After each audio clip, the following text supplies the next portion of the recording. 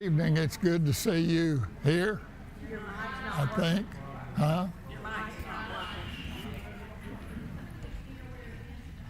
Now is it working? No, sir. Well, good evening anyway. Now is it working? No. You got it? Well, now I even heard it myself, so that's bound to be on. Brother Miller is up around Bradford. Is this? Oh well. He's in a revival meeting, and so that's the reason I'm up here. You can either decide that or that Brother Miller has grown hair. So it is good to be here. And we had a good meal. The reason it was so good is I had 3 desserts. And I had a little piece of pecan pie, and then I had what they call a salad that was a fruit salad, but that's dessert to me. And then I had sweet potatoes with the cream, with marshmallows melted on top. So that's 3 desserts. And just to pay respects, I ate a little bit of green beans. So we're good to go this evening. But do remember Brother Miller, and for a safe trip back. We'll get to the prayer requests after a while. Tonight I want us to just look at really briefly all these judgments, and Miss Vicki is going to put these scriptures, or some of these scriptures, up for us to read, so we don't have to turn through our Bibles so quickly. And we'll get down to the main one for tonight is the Great White Throne Judgment, which to some folks thinks that's, why have a judgment? They're all going to be in the lake of fire anyway. What difference does it make? Well, apparently it's going to make some difference. In fact, we're even told that it will make some difference. Now, starting with the first judgment that came on sin was not Adam and Eve. It was Lucifer, who decided he was as good as God. There wasn't any reason why that he'd have to be subservient to God. So, and we're looking here at Ezekiel 28, 13 through 16, when the prophet is saying, "Thou hast been in Eden, the garden of God. Every precious stone was thy covering, the sardius, the topaz, the diamond, the beryl, the onyx, and the jasper, and the sapphire, the emerald, and the carbuncle, and gold. All the workmanship of thy tabrets and of thy pipes was prepared in thee for that day when thou wast created. Thou art the anointed cherub that covereth. And I have set thee so. Thou wast upon the holy mountain of God." That's part of the government of God. And there he was. And so he had this idea. And Isaiah tells us about this idea in Isaiah chapter 14, and looking at verse 12 through 17, there tells us about what Isaiah recorded about Lucifer thinking he was no reason why he couldn't be equal with God. However, he got thrown down, thrown out. And Jesus is the testimony of this in his teaching. You go to Luke chapter 10 and verse 18, and we see there that after the apostles they'd come back, they'd had their little tour, and they were able to work some miracles and heal some folks, and they were just exuberant as they could be. And it seems to me that the Lord said, "Look, fellas, that's okay, but let me just tell you, I was there when Satan fell from heaven, and it's like a bolt of lightning came out of heaven." Sometimes, and I think at least I see in that the Lord is saying, look, guys, that's nothing. I saw the master criminal tossed out of heaven. So just get used to it. That's how we are, and that's the power that we can yield. Then the next judgment that came was in the sin of Adam and Eve, and they were put out of the garden. We go to Genesis chapter 3 and verse 14 through 19, and there we see the punishment on the serpent. We see the punishment on the man, on Eve next, and then we see the punishment on Adam. And they were cast out of the garden. They had everything that you could want, and it was great. But you know, human beings have never really been known to be too smart. In fact, we are slow learners. And I don't care how long you want to think that man has been here, 6,000 years, or if you think he's been here 40,000 years or millions. We're just now finding out what God's had in operation all along. We're just not too smart. We're in the slow learners class with that.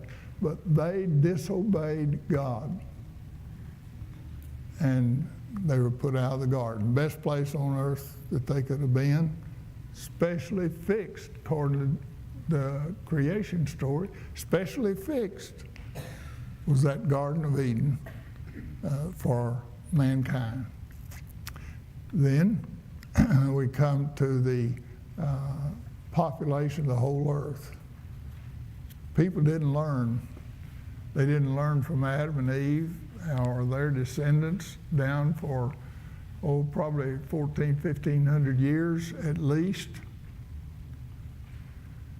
And you go to Genesis chapter 6, verse 5 through 7, and there we do have that one, don't we, Vicki? God saw the wickedness of man, that it was great in the earth.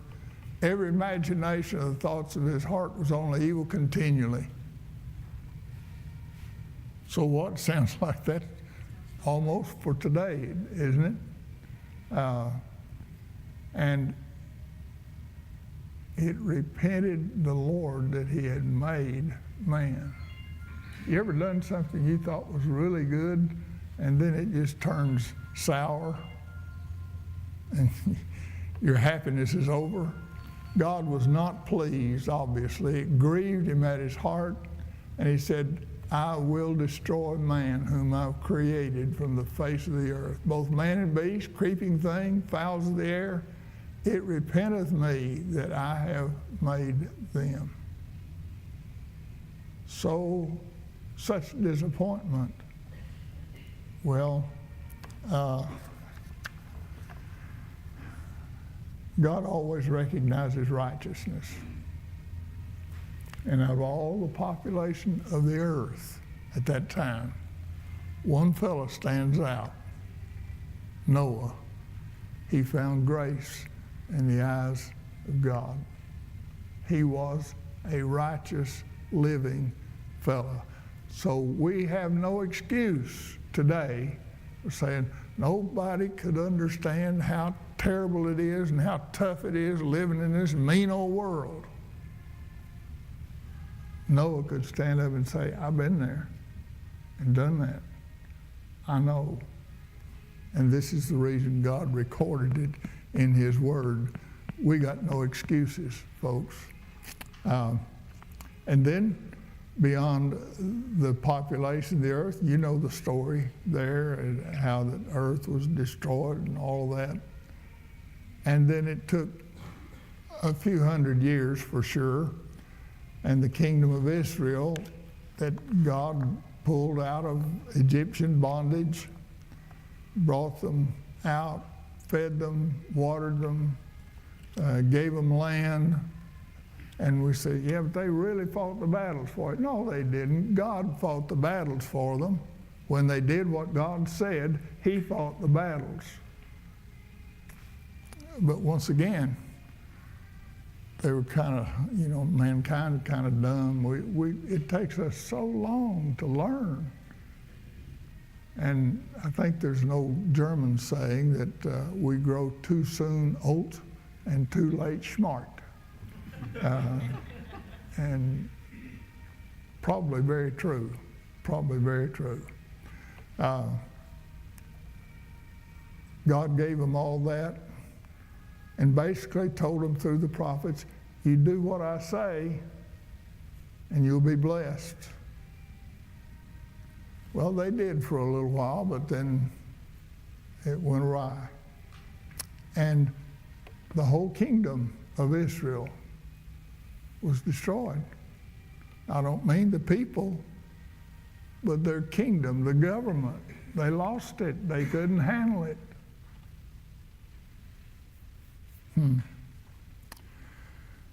And so the first thing that happened was son of the king. He thought he was really good. He thought he was really smart. And he confided with the old men, or conflabbed, I guess, with the old men, and he conflabbed with the young men, and he believed what the young men said was the best thing for him to do. Divided the kingdom. 2 tribes one place, 10 tribes the other. Rehoboam was brilliant, brilliant. He really knew how to make things happen, have a good, strong government. He was dumb as a rock.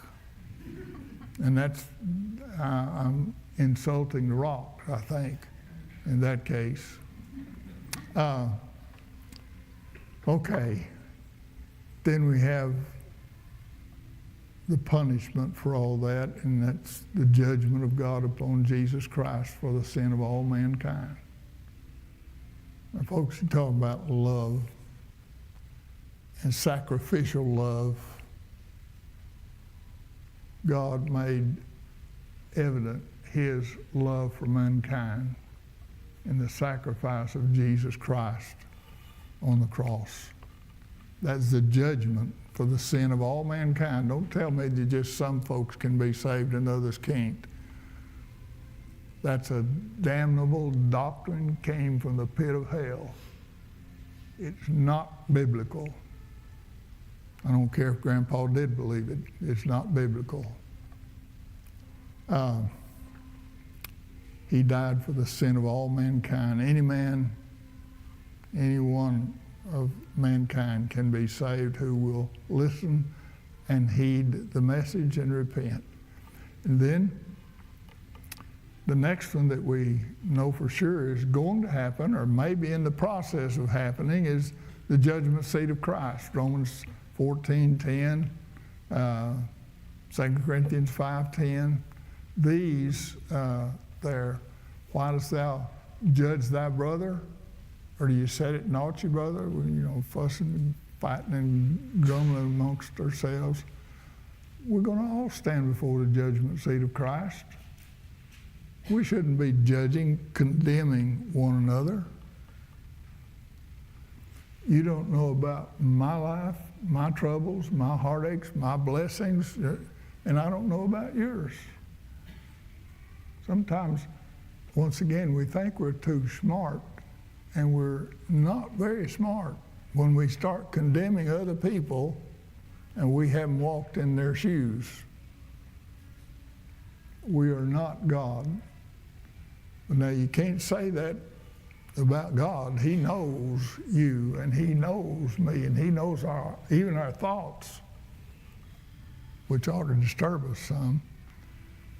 But there's the judgment seat of Christ, and we're going to, at some point, I think we talked about this before, but when we studied the judgment seat of Christ, that it could be going on even right now as people die that are believers and they stand before God and they could answer for it then. It could be group situation later on. I just know that it's going to come, and it's going to happen before the millennial reign, at least before then. All right. And then we looked at the judgment of nations at the end of the tribulation and the battle of Armageddon. After that comes the judgment of nations. That's people, that's not governments. Let's don't be too disappointed. I don't want to anger anybody, but there's going to come a time when there ain't going to be no U.S. of A. And it's not going to happen.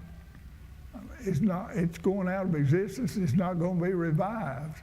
I know it's not going to be revived for over 1,000 years because Jesus Christ sets up his government on this earth. And we get to be a part of it. And it'll be a righteous rule. There won't be any need for a court set up.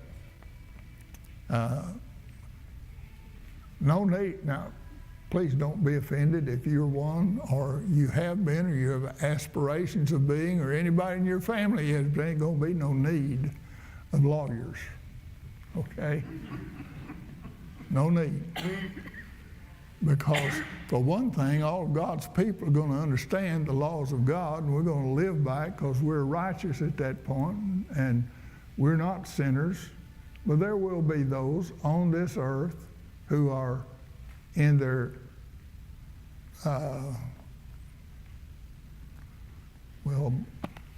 words just left, in their unglorified bodies, okay, that are going to repeople this earth, and for 1,000 years won't be a whole lot of need for undertakers.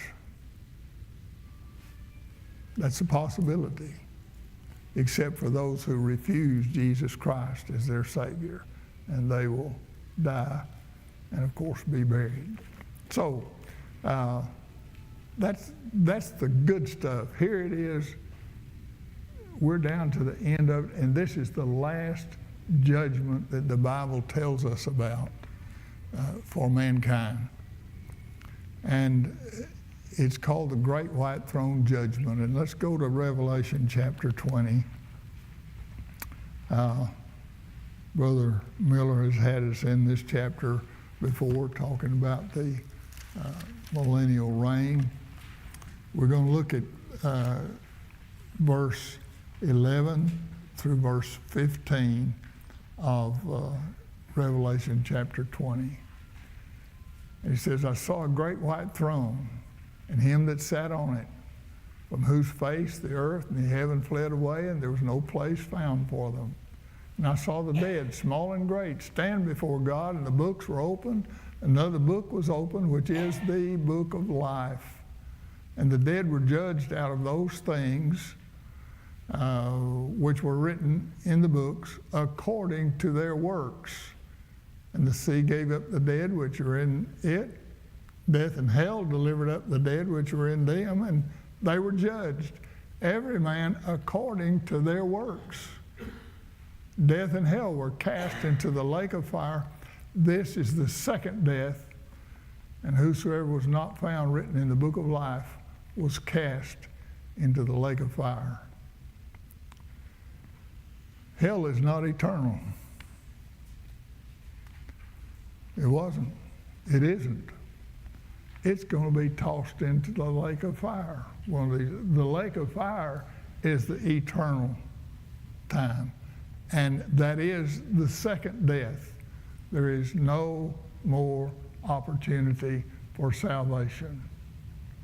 Nobody comes out of hell and is saved, because hell is going to be cast into the lake of fire. This is, and we're into this last sheet here. Now, this time of judgment is after the 1,000 years, you see. It was, if you go back to well, verse 9 and 10 of this chapter, and we learned that it was after the 1,000 years, after the loosing of Satan, because that happens after the 1,000 years is over, and the gathering, Satan is loosed and he's gathered up people. Here's how smart human beings are without knowledge of God. Some of these folks will have been living on the earth in mortal bodies for at least 100 years or more. We don't know how long. Could be as long as 900 years. Methuselah made it 960 years, didn't he? And this is during a righteous rule, a righteous reign of Jesus Christ on this earth. War, no war. We don't even need a war department. We don't need war materials, because our king during that time, anybody tries to rally anything, he just speak and they cease to exist. You don't need tanks and guns and nuclear weapons and all that. At that time, we have the most powerful, executively run government this world has ever known.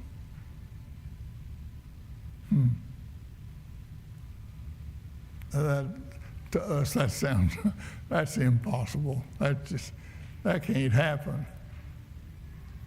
But it will, and it'll be righteous. Nobody is mistreated.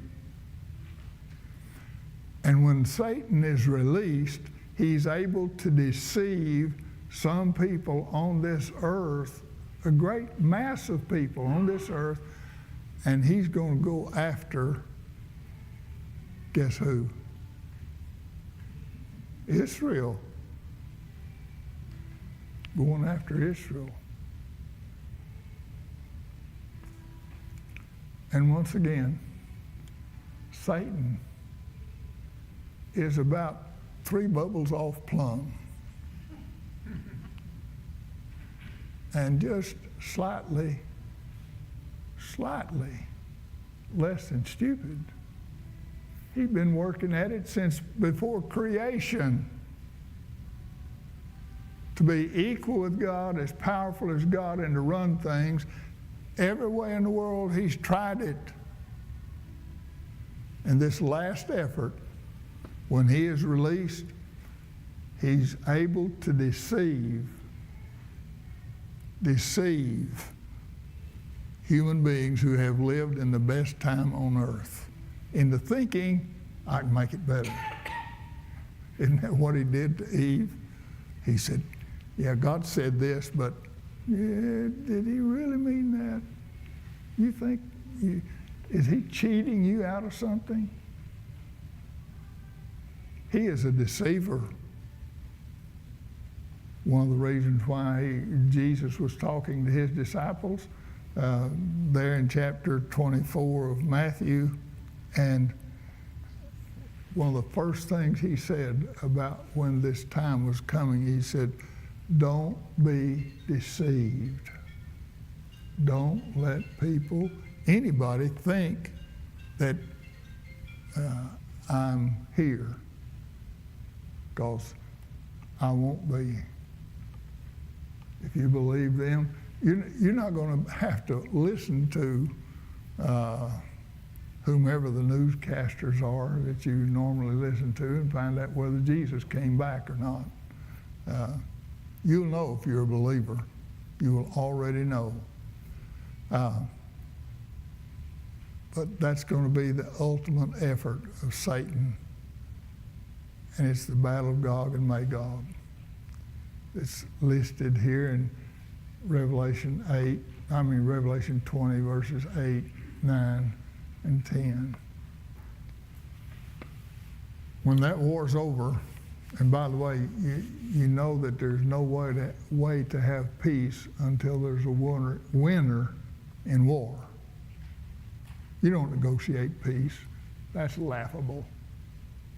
all you do is extend the war on a little more. It'll just break out in some other form. You don't negotiate peace. Maybe you can get a gunfire stop for a little while. I got to tell you, you remember, anybody here remember Brother Dalrymple, Lyndall Dalrymple? He was the assistant principal. And at one time, he had, in that position, he was, he settled fights, you know. They'd pull him out of the office. Oh, Mr. Dalrymple, there's a fight going on out here. And if you remember him, he never got excited about much of anything. He was just slow, plodding, going on. And he was telling me about it one day. He said, Brother John, said, I've learned this, that if I get out there too quickly and I break it up too quickly, it's just going to break out somewhere else. He said, if I get out there after the kind of one of them's beat up on the other one a little bit, then he said, I can negotiate it and it'll go away. They won't get back to in a fight, at least that day, he said. I thought, well, that's wisdom, you know. Well, back to the subject here. I thought about that several times. Where's this going to happen? It's after the battle of Gog and Magog, but where? I don't know. It just says, looking at verse 11 here, I saw a great white throne and him that sat on it, from whose face the earth and the heaven fled away, and there was no place found for them. We could say outer space or somewhere out in space, but not on this earth or in this heaven. It's going to happen somewhere else. And there's going to be a judgment on all of those who didn't make it in the first resurrection. He said, I saw the dead, small and great, stand before God, and the books were open. Another book was open, which is the book of life. The dead were judged out of those things which were written in the books, according to their works. Unbelievers of all ages, death, hell delivers up the dead in them.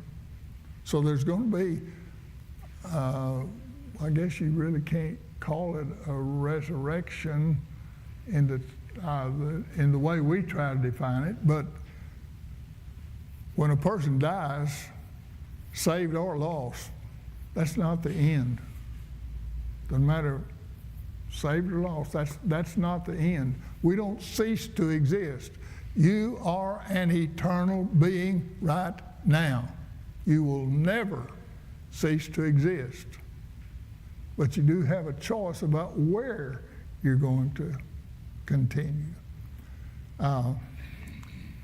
He said, they stand before God, the books were opened. Wonder what that would be. The books.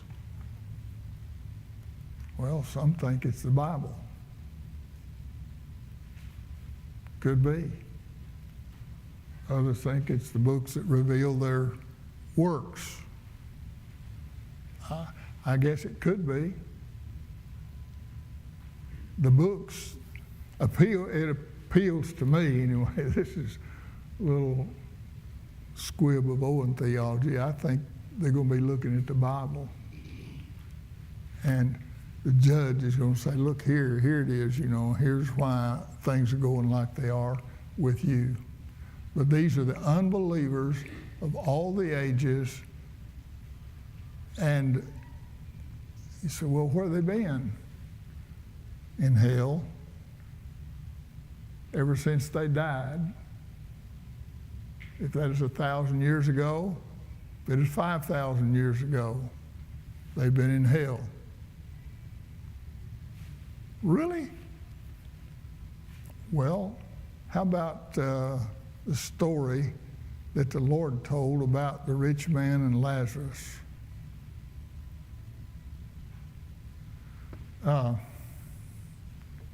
Some folks think that was a parable. If it is, it's the only parable that names a person. I don't think it's a parable. I think Jesus was giving those folks a view of what was happening over in eternity and out of time, and in Hades, we'd say the place of departed spirits. See, up to that time, they had not talked to anybody personally who'd ever been across that divide and come back. But Jesus was going to do that, but here he's telling them, this is how it is. You die. If you are lost, you go to hell. If you're saved, you go to Abraham's bosom. It's a place of departed spirits of the saved. And you're in comfort. Comfort like Lazarus didn't ever have on the earth. He was poverty-stricken. He was health-stricken. He never knew any real peace and comfort. But the rich man knew it all. He had everything he wanted, anytime he wanted it, anywhere. Just name it, he could do it. Now, they didn't have jet planes back then, but he could get around. And he wound up in hell, and Jesus said he saw Lazarus. And the last time he saw him on earth, he was sick and sore and penniless and all of that. And now he sees Lazarus comforted, in peace, enjoying his existence.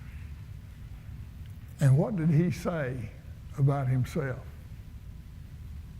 I'm in torment. I can't stand this.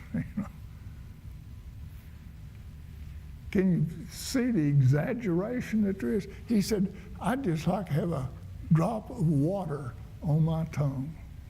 A drop of water, being in that kind of torment, that would do any good? He'd take anything he could get. Torment.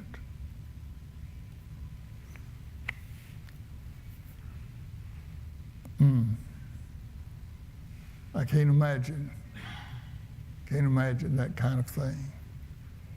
Well, if that's the way it is in hell now, why is there any need of a judgment? Because God said so. Did your mom or dad ever tell you when you said, well, why? And they said, because I said so. We need to learn sometimes that because God said so, that's sufficient. You don't argue with God. You lose the argument. I mean, you're really not too bright if you're going to argue with God. They're going to be judged according to their works. For why? Can you believe that there's going to be a severity of punishment, a varying severity of punishment in the lake of fire? And you're not ever going to cease to exist. I mean, the people who wind up there won't ever cease to exist.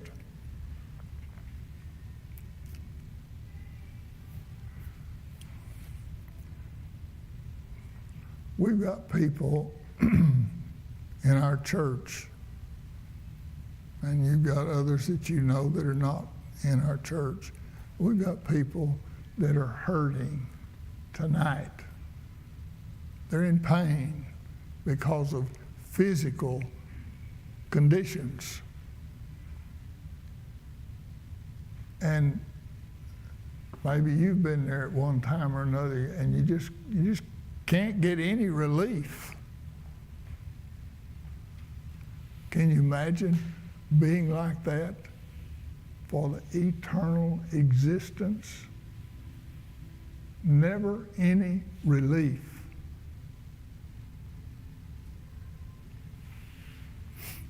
Judged according to their works.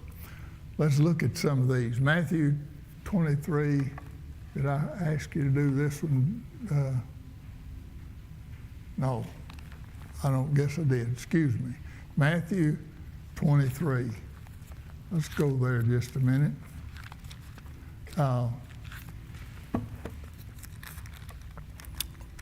In verse 14. Says, "Woe unto you, scribes, Pharisees, hypocrites." That's not scribes, Pharisees. It's not a series. It's scribes, Pharisees, and hypocrites. No, it's scribes, Pharisees, hypocrites. Both of you. That's what Jesus is saying. See? Hypocrites.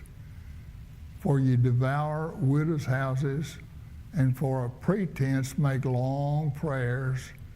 Therefore ye shall receive the greater damnation. You have abused other people. You've done it in the name of the Lord. Mark 12 and verse 40 also has something about that, and we'll just go there. I'm sorry, Ricky, I didn't get them all down that I wanted, did I? This is it's the same statement again. Mark records it.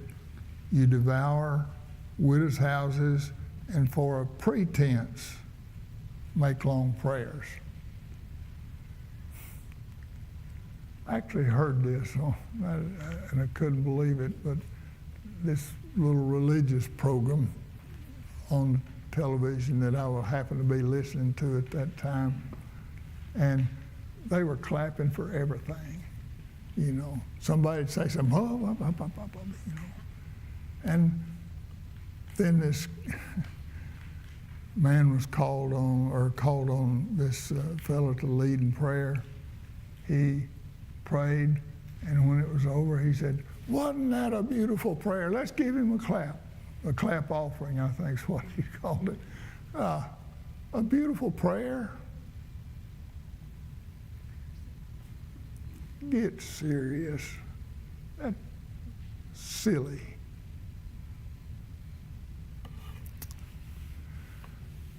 But they made long prayers, pretending that they were something they were not. And then you go to Luke chapter 10.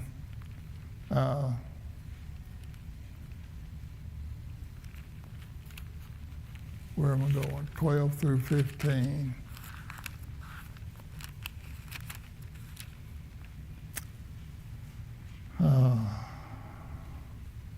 But I say unto you that it shall be more tolerable in that day for Sodom than for that city. Woe unto thee, Chorazin! Woe unto thee, Bethsaida! For if the mighty works had been done in Tyre and Sidon, which have been done in you, they had a great while ago repented, sitting in sackcloth and ashes. But it shall be more tolerable for Tyre and Sidon at the judgment than for you. And thou, Capernaum, which art envied or exalted to heaven, shalt be thrust down to hell. He that heareth you heareth me. He that despiseth you despiseth me, and he that despiseth me despises the one who sent me.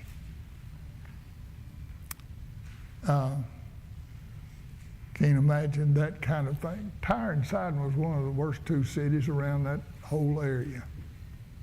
And they knew, I mean, the people Jesus was talking to, they knew how wicked those cities were. And Jesus said, it's going to be more tolerable for them in the eternity to come than for you. Boy, that, you talk about a slap in the face to people who thought they were so righteous. No, they weren't very righteous at all. Jesus, the righteousness, or let me start again, done by Jesus Christ according to righteousness. This judgment is, you go to Romans chapter 2 and verse 5. So what is the result then of this judgment? See, this is Romans 2 and 5. But after your hardness and impenitent heart treasurest up unto thyself wrath against the day of wrath and revelation of the righteous judgment of God. You're just building up. You're just making God more and more wrathful toward you by the way you're acting. And this is not mean, dirty-looking, ungodly folks. This is people who were righteous.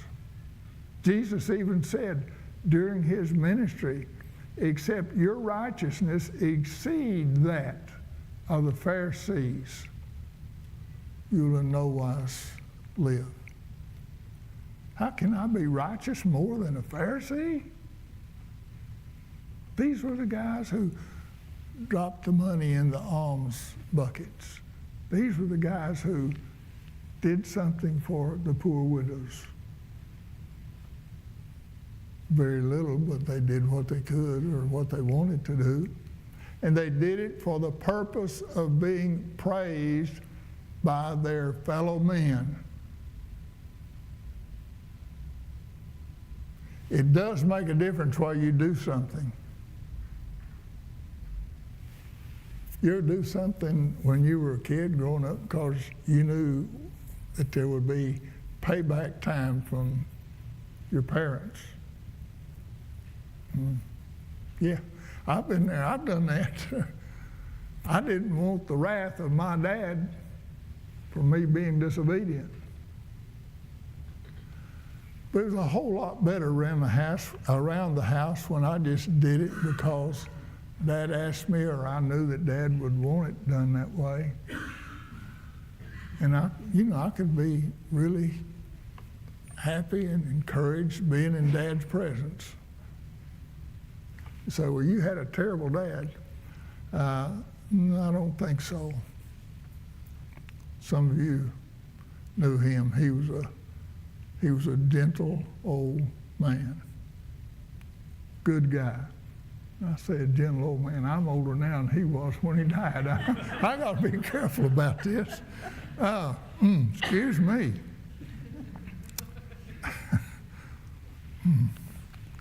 Realization time. But the result of this judgment, now going back to Revelation 20, and let's see how it all turns out.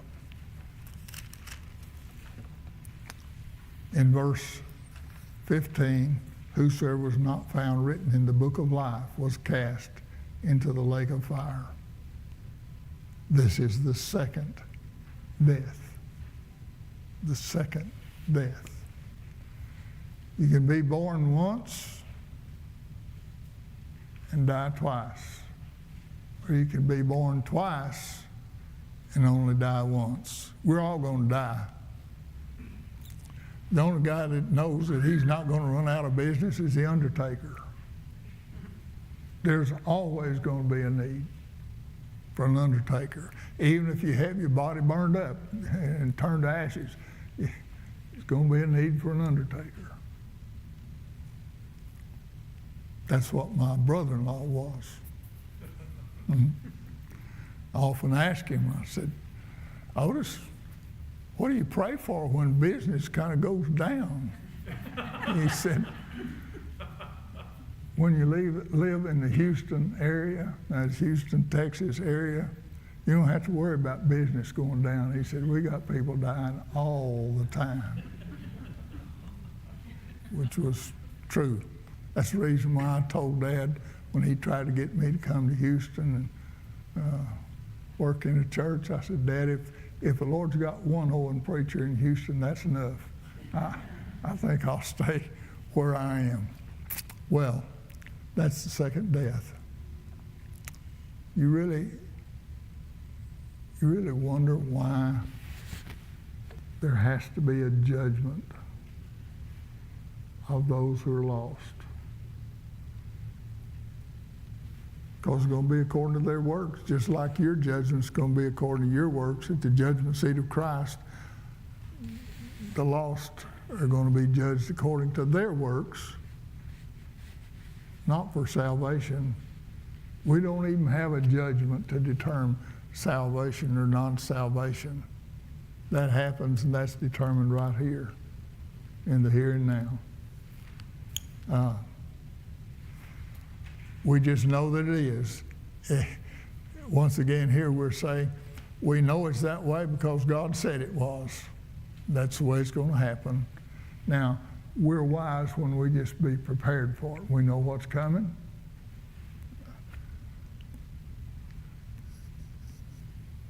It's going to get worse. Sorry, that's not good news, but it's going to get worse. But ultimately, it's going to be the best thing that ever happened since the creation of mankind. We're going to have a good time, folks. You're talking about a glorious time. What Brother Miller's been talking about with this millennial age, man, can't imagine it. For 4 times as long as we've been a country, there's going to be a peaceful government, a righteous government on this earth. If we live even getting into it, okay. If we die before that, that's okay too. Good times are ahead.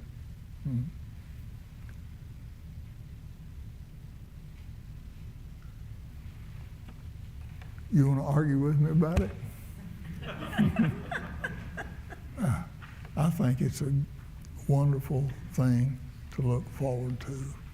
And one thing it ought to do for us, it ought to make us more devoted, dedicated servants of God to spread His word. This is what's coming in the future. Does it matter to you whether your friends, your relatives are ready? I'm sure it does. We need to show that too.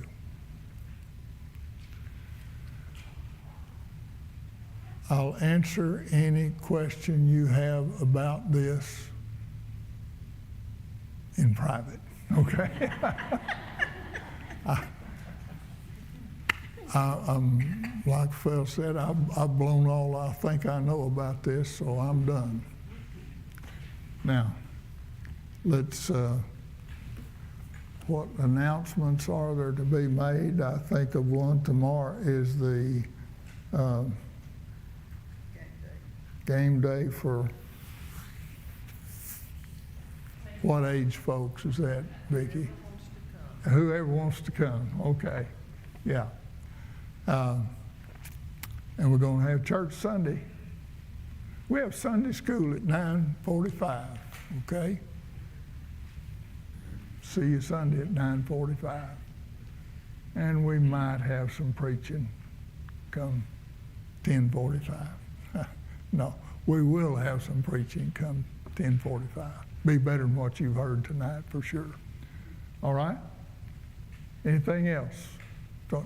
Yes, Brother Keaton. There will be a deacon meeting after church Sunday. Okay. Deacons meeting right after church Sunday. Anything else? Yes, Vicki?